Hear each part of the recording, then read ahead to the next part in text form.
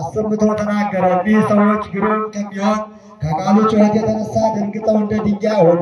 አባታችን ሰማይና ምድር በሰማይ በምድር ያለ ሁሉ ለፈጠረን እግዚአብሔር መስገድ ትችላላችሁ፣ ለርኩሳን አጋንንት ለምን ትሰግዳላችሁ አላቸው።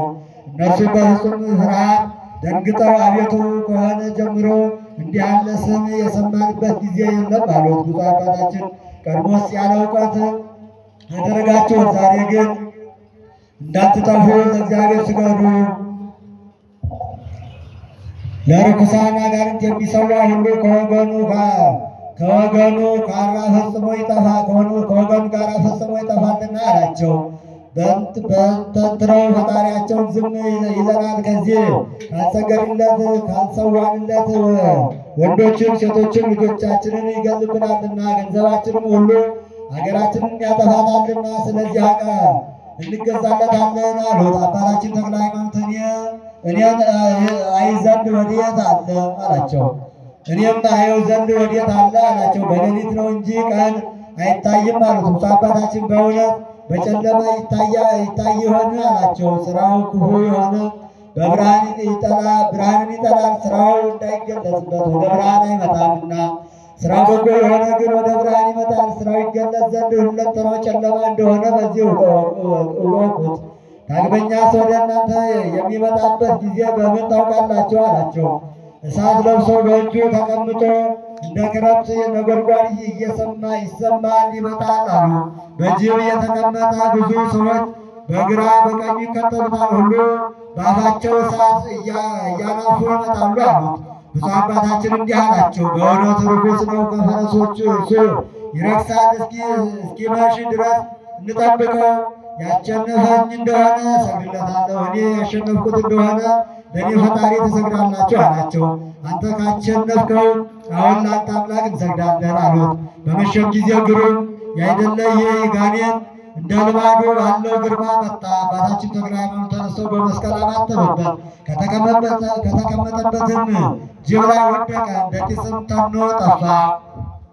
ከርኩሳን ጋር ያሉ ከቦታቸው አስወጥቶ የሚያሳድድ ማን ነው እያሉ ከነጅቦቻቸው ተበታተኑ።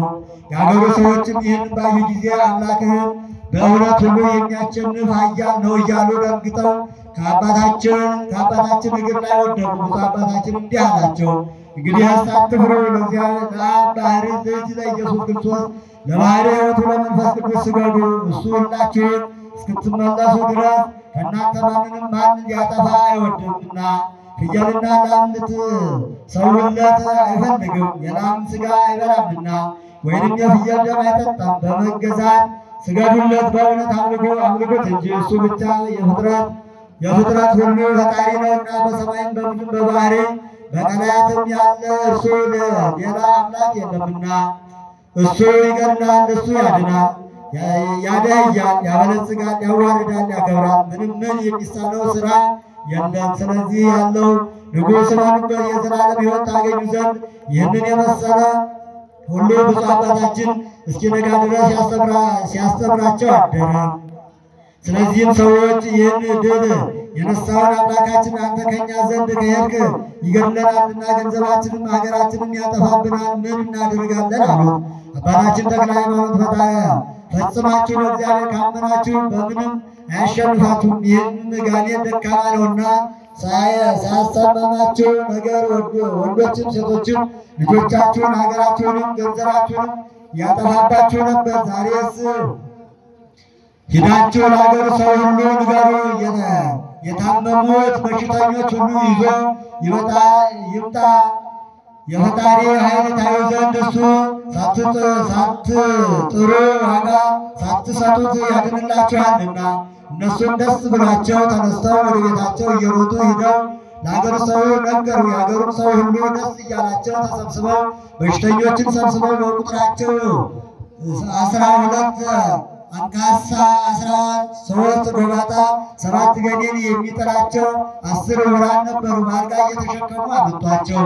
ገና ከአባታችን ከተክለ ሃይማኖት ዘንድ ሲያደርሷቸው በሩቅ ባዩት ጊዜ አንተ ክፉ ሰው የከተታ የጽናልሽ አውራጃ የተውንን አይበቃምን?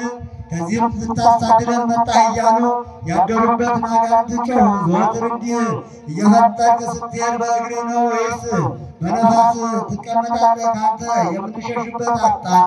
አሁንም መከራ አታጽናብን፣ ወደን እንሄዳለን አሉ። ብፁዕ አባታችን የተሸከሟቸውን ሰዎች ፈጥናቸው ወደ እኔ አምጧቸው አላቸው። ወደ እሱ ሲያመጧቸው ያደሩባቸውን አጋንንት ጮኹ። እንዲህም ወደዚህ ሀገር አንመለስም እያሉ በመማር በጥቁር ባሯ አምሳል እየወጡ ሄዱ። ዝንጀሮም መስለውም ይወጡ አሉ። ሸሽተው ከዱር ከገደል ገቡ። ድውያኑም ዳኑ፣ ዕውራኑም አዩ። ከዚህም ያሉ ሰዎች ይህንን ታምራት ባዩ ጊዜ ከአባታችን በረከት እንቀበል ዘንድ ባርከን እያሉ ከተክለ ሃይማኖት እግር ስር ወደቁ። እኔስ በፈጣሪ ስም አምናችሁ ሳትጠመቁ በረከት አልሰጣችሁም፣ የአጋንንት ወገኖች ናችሁና አላቸው። የዳኑትም የአገሩም ሰዎች አባታችን ያዘዝከንን ሁሉ እናደርጋለን አሉ። ብፁዕ አባታችን በእግዚአብሔር ስም አምናችሁ ትጠመቁ ዘንድ አዛችኋለሁ አላቸው። ሁሉም ተነስተው አጥምቀን አሉት። በአብ በወልድ በመንፈስ ቅዱስ ስም አጠመቃቸው። ቤተክርስቲያንን ስሩ ብሎ አዘዛቸውና ሰሩ። በውስጧም የጌታችን የኢየሱስ ክርስቶስ ቅዱስ ሥጋውንና የክቡር ደሙን አቀበላቸው። ከዚህም ጊዜ ቅዱስ ሚካኤል በዲያቆን አምሳል ይረዳው ነበረ። በእነሱ ዘንድ ልዩ ሦስት የሚሆን የሥላሴን ሃይማኖት እያስተማረ 9 ወር ተቀመጠ። ልመናው ይደረግልን፣ በረከቱ ይደርብን ለዘላለሙ።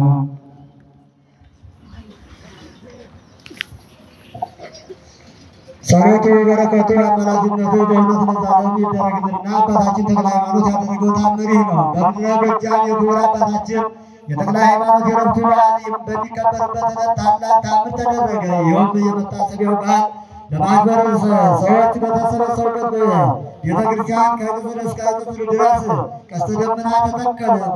በመካከሉ የቤተ ክርስቲያኑ አምድ ቆሞ ነበረ። በአምዱም ላይ ነጭ ጉም የመሰለ ሰፍሮ ይታይ ነበረ። በቤተ ክርስቲያናቸው ውስጥ የመዓዛው ሽታ ልብ የሚመስል የዕጣን ጢስ መልቶ ነበረ። ከዚህ በኋላ ቀስተ ደመናና ከዕጣኑ የመልካም ሽታ መዓዛ የተነሳ እያደነቁ ሳሉ ቅዱሳኖች ከሆኑ ከእነሱ መካከል አንድ ይህን ነገር በግልጽ ተመልክቶ እነሆ በቤተ ክርስቲያኑ አምድ ላይ ባለው ነጭ ደመና ላይ ተቀምጦ በእጁ ሀገራችንን ሲባርክ ክቡር አባታችን ተክለ ሃይማኖት በዓይኖቼ እያየሁት ነው አለ።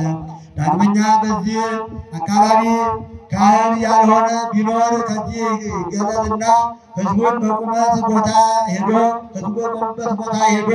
ይቁም። እነሆ ክቡር አባታችን ተክለ ሃይማኖት ከመንበሩ ወርዶ ማዕጠንተ ወርቁን ይዞ በመካከላችን እየዞረ እያንዳንዳችንን እየባረከ ነውና ዳግመኛም ክቡር አባታችን በዚሁ ቤተክርስቲያን የተሰበሰብነው ሁሉ ባርኮ ከፈጸመ በኋላ እነሆ ወደ ሰማይ እያረገ ነውና አላቸው። ይህንንም ካለ በኋላ ከማለዳ እስከ 3 ሰዓት ድረስ ተተክሎ የነበረው ቀስተ ደመና ተነሳ። ይህም ተአምር አይተው በመደነቅ ምስጋና ገንዘቡ የሚሆን እግዚአብሔርን አመሰገኑት። ማዕጠንተ ወርቁን ይዞ በመካከላቸው እየተመላለሰ በግልጽ የባረካቸው ክቡር አባታችን ተክለ ሃይማኖትን አደነቁት። ጸሎቱ፣ በረከቱ፣ አማላጅነቱ በእውነት ሁላችንን ይጠብቀን ለዘላለሙ አሜን። ከጻድቁ አባታችን አቡነ ተክለ ሃይማኖት ረድኤት በረከት ያሳትፈን አምላካችን። የሰማነውን በልቦናችን ያሳድርብን። በረከተ ጸጋ በረከተ ነፍስን ያድለን አምላካችን። ጾማችንን በሰላም ያስፈጽመን፣ ሰላም ያውለን። አቡነ ዘበሰማያት